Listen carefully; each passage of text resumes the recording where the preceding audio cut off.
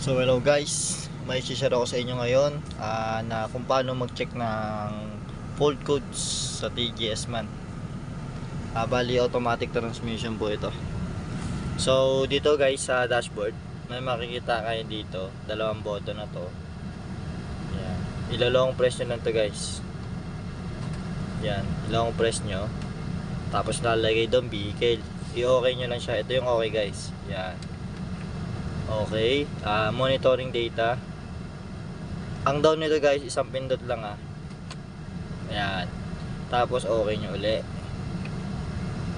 Hanapin nyo diagnosis. Down, sa isa lang. Ayan. Ayan. Tapos pag nag-diagnosis, okay uli. Control units, okay. So yan guys, lumabas na yung mga lumabas na yan. Diyan natin checkin. EBS, buwan at sa EBS sample. Okay. Yan passive, bali wala na passive. Passive.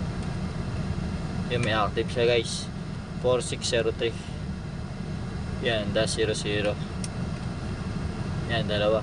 Tapos 4601 00. Okay. Tapos ngayon, PTM check natin ulit. Yan guys. Checkin nyo lang dyan yung mga active. TCU.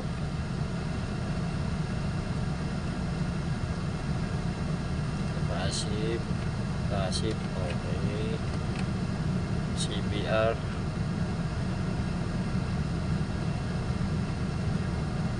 Yan may active guys. 04402 -04. Okay.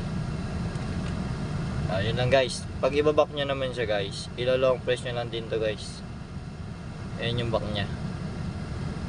Ayan. Mas long press nyo lang. Ayan.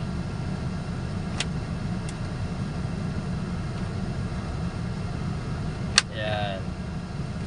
Okay guys. Yun lang guys, ay sana may makuha kayong pulot na aral. Thank you for watching my video.